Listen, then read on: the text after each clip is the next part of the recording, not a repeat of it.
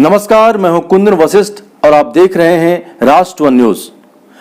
Corona महामारी का अभी तक कोई इलाज भी नहीं आ पाया है, यानी यूं कहें कि अभी तक इसकी वैक्सीन उपलब्ध नहीं हो पाई है और दूसरे बीमारी ने दे दिया है दस्तक। जी हां, बर्ड फ्लू के नाम से ये बीमारी बढ़ते जा रही है। यानी भारत के लगभग 4 राज्यों में हाई अलर्ट घोषित कर दिया गया है और ये कहा जा रहा है कि जहां पर भी जिस भी राज्य में इसके थोड़े भी लक्षण दिखाई दे रहे हैं वहां पर हाई अलर्ट जारी कर दिया जाए। और ये बीमारी बर्ड फ्लू कितनी घातक है और किस तरह से ये स्थानांतरित होती है, इसी पर आधारित है हमारी एक खास रिपोर्ट। राजस्थान, केरल, मध्य प्रदेश, हिमाचल प्रदेश के बाद पंजाब में भी बर्ड फ्लू के मामले सामने आए हैं। अब सभी राज्य सरकारें अलर्ट जारी करने के साथ साथ स्थिति पर काबू कैसे पाया जाए, इस पर सक्रियता बढ़ा दी है।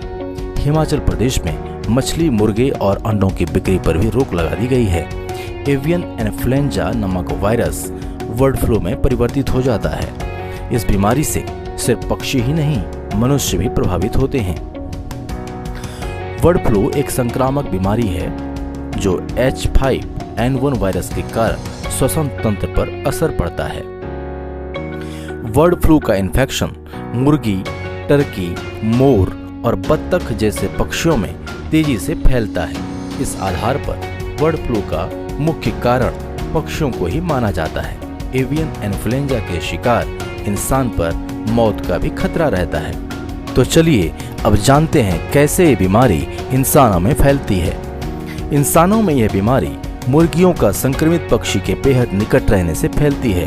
इंसानों में बर्ड फ्लू का वायरस आंख, नाक, कान और मुंह के जरिए शरीर में प्रवेश करता है और इसका सबसे बड़ा बचाव ये है कि संक्रमित पक्षियों, खास तौर पर मरे पक्षियों से दूर रहें, संक्रमण क्षेत्र में प्रवेश न करें, मांस और अंडे आदि खाने से बचें। और आइए अब जान लेते हैं बर्ड फ्लू के कौन कौन से लक्षण दिखाई देते हैं, जैसे कि सांस लेने में दिक्कत हो, हमेशा कफ का बने रहना, सर दर्द, नाक बहना, गले में सूजन, मांसपेशियों में दर्द, उल्टी दस्त का होना, पेट के निचले हिस्सों में दर्द होना आदि शामिल है। हिमाचल प्रदेश के पौंग झील में अब तक 1800 पक्षी मरे हुए देखे गए हैं। राजस्थान के लगभग 500 से ज्यादा पक्षियों की मौत हुई है। राजस्थान में हाई अलर्ट घोषित कर दिया गया है।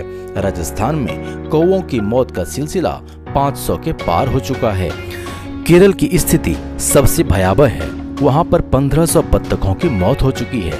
परीक्षण के दौरान सब में बर्ड फ्लू पाए गए हैं और अब यह संक्रमण तेजी से फैल रहा है। प्रशासन ने प्रभावित क्षेत्रों और आसपास के इलाकों में करीब 1 किलोमीटर के दायरे में बत्तख, मुर्गी और अन्य घरेलू पक्षियों को मारने का आदेश भी दिया है और अधिकारियों के मुताबिक H5N1 वायरस के प्रसार की रोकथाम के लिए करीब 40,000 पक्षियों को मारना ही होगा।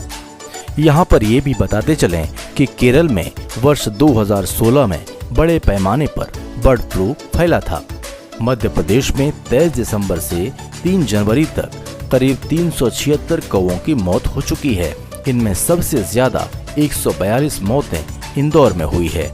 इंदौर और मंदसौर में भेजे गए सैंपल में बर्ड फ्लू की पुष्टि हो चुकी है।